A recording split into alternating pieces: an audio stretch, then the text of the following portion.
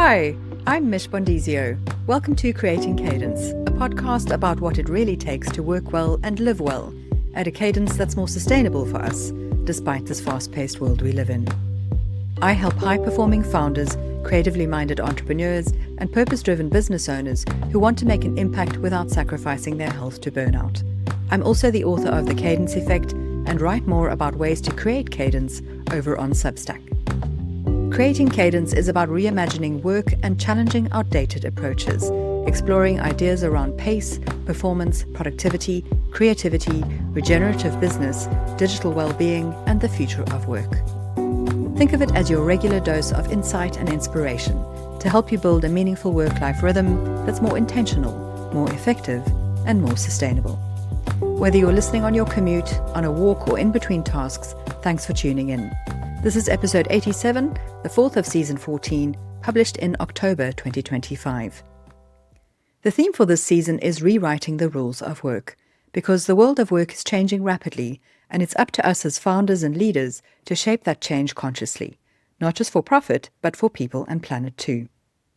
If you haven't already, I recommend you listen to episode 84, which introduces the theme and the three core concepts we're covering in this season. We've already looked at replenishing productivity in episode 85 and the CEO as Chief Energy Officer in episode 86.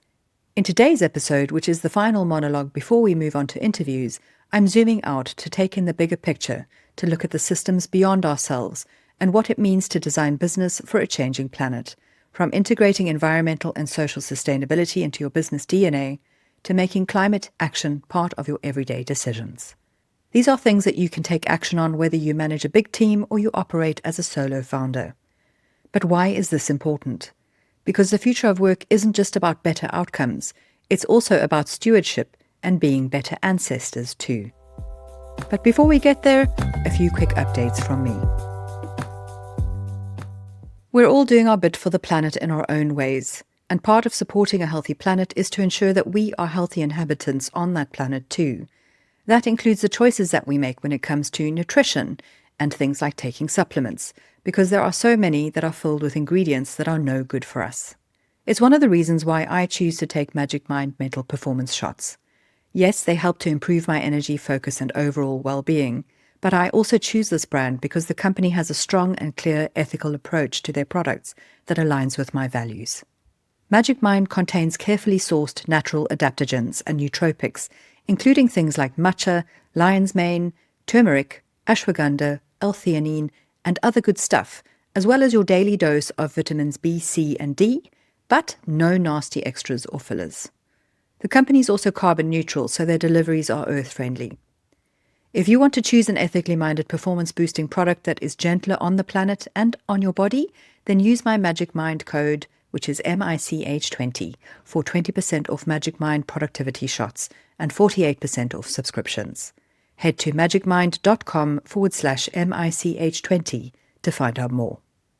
So this week was the very first session of the Cadence Masterclass Autumn Series that I'm running online during October. A very big thanks to those who attended. It was such a good session. There was lots of really great questions and a very lively debate at the end. The next two sessions are already sold out, so I'm afraid if you've missed getting a ticket, you're going to need to wait until spring for the next series. In other news, if you've been following my journey on the podcast, you'll know that I've spent the past year delving into learning more about sustainability and also doing some project work in these areas too. As part of this journey, I'm aiming to connect with others doing good things in sustainability-related fields. And to that end, I'm heading up to my happy place in Cumbria in mid-October for the Regenerate 2025 conference that's being hosted by the Founders Club. There's such an interesting array of speakers at the event, including Mich Bondesio, who is a sustainability specialist and also the author of books such as A Climate of Truth and There Is No Planet B. So it's going to be good, and I'm super excited to see what I can learn and who I can learn from. And on that note about climate, let's now dive into the topic for this episode, which is designing business for a changing planet. Designing business for a changing planet is about embedding sustainability not just in your brand message, but in your business model. It means aligning your operations, offerings, and values with the health of the systems you depend on, such as ecological, social, and economic systems.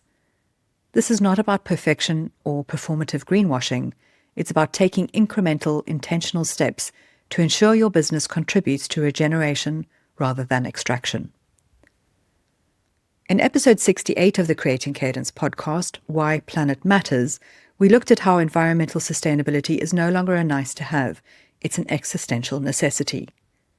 Climate scientists have warned that many of Earth's vital signs are past safe thresholds, and as founders and leaders, we don't have to wait for legislation to do what's right. We can act now and design resilience into the heart of how we work.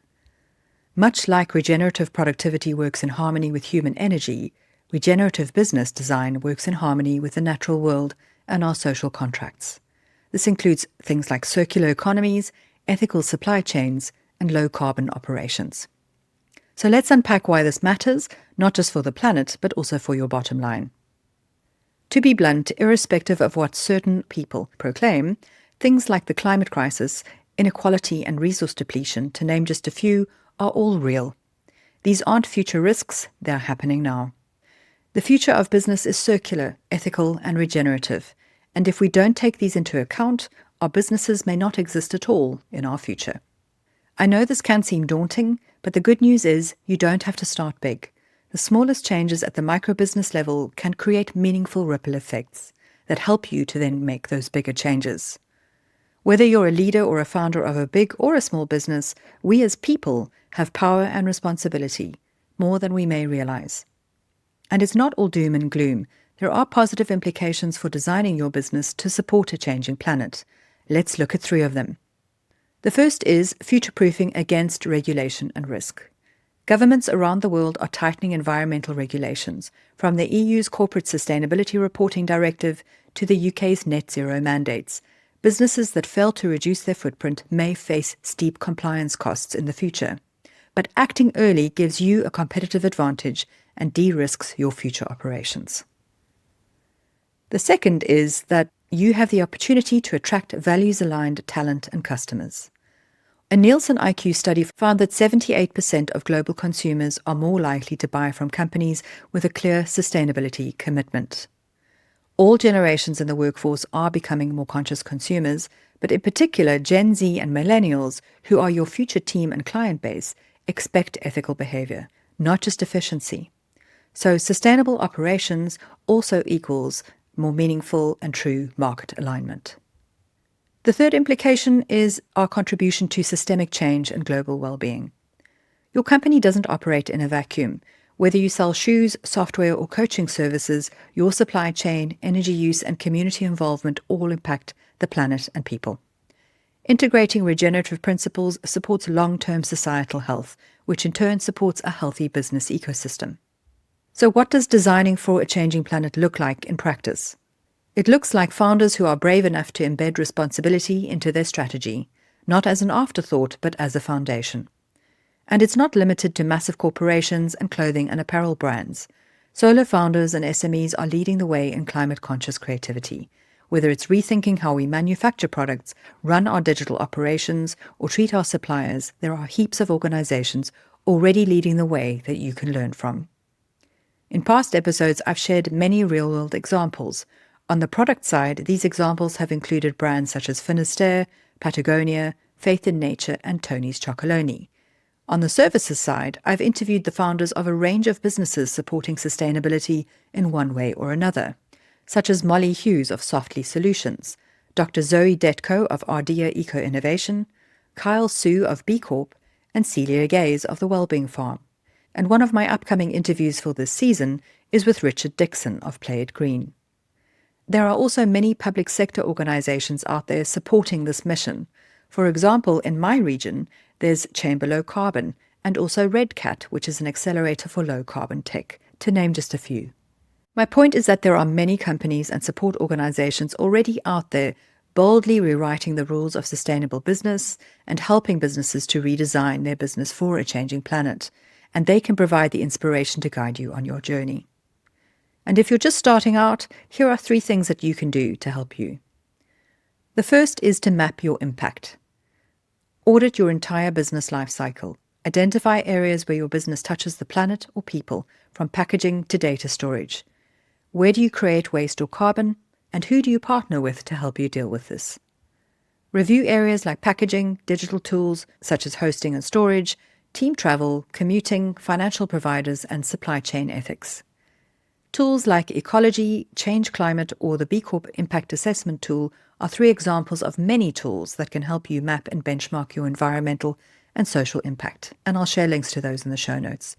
You can also get consultants to help you do this, but if you're a teeny tiny business, you can also set aside perhaps a single day each month to review one domain and take action in that domain. Start small and stay consistent. And that brings me to the second step. To stay consistent, choose one thing to change at a time. Start by picking a low-hanging fruit that reduces harm or improves impact. When you see the success that comes from changing that one thing, it then builds the momentum and inspiration for you to keep going with the next change.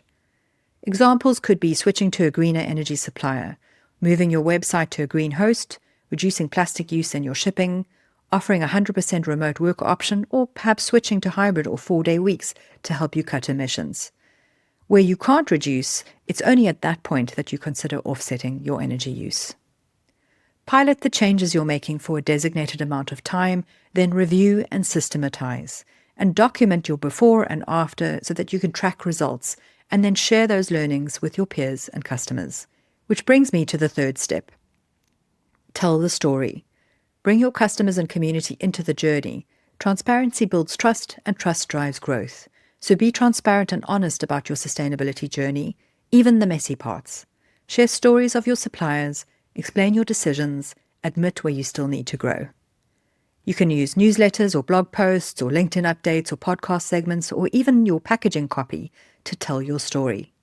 But really important to note, this is not an opportunity for greenwashing. This is about being open and transparent because customers want to invest in brands that care, that they can trust.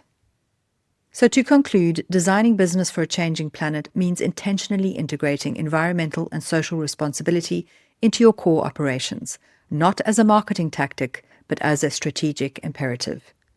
Let's reflect on what we've uncovered so far this season on rewriting the rules of work. We've seen how leadership is evolving from extractive to energizing, how productivity must shift from relentless output to regenerative rhythm, and how business itself must adapt from profit at all costs to planet and people-aligned purpose. Designing your business for a changing planet isn't about perfection, it's about participation. It's about recognizing that we all have a role in shaping the future, and that our everyday choices as founders, creators, and leaders really do matter. Whether it's who you bank with, how you package your product, or the story that you tell your customers, every part of your business is an opportunity to act with care and intention. And when we can do that, we don't just create more sustainable companies, we create meaningful, magnetic, resilient businesses that people want to work for, buy from, and support for the long term. Because the future of work isn't just about better tools or faster tech, it's about better choices, more courageous decisions, and businesses that leave a legacy worth inheriting. These shifts aren't just possible, they're already happening. It's time for each of us to lead the way in our own way. Thanks so much for listening. I'll be back soon with the first of 3 interviews for this season. But before you go, a few quick notes. If you're looking for a natural boost for your mental performance, use my magic code MICH20 for 20% off Magic Mind productivity shots and 48% off subscriptions. Head to magicmind.com/MICH20 to get yours. For deeper dives into building a more conscious business, subscribe to my Substack at creatingcadence.substack.com. You'll find out more about my work at creatingcadence.co, and you can grab a copy of my book at thecadenceeffect.com. So until next time, keep moving forwards with courage, curiosity, and cadence. Bye for now.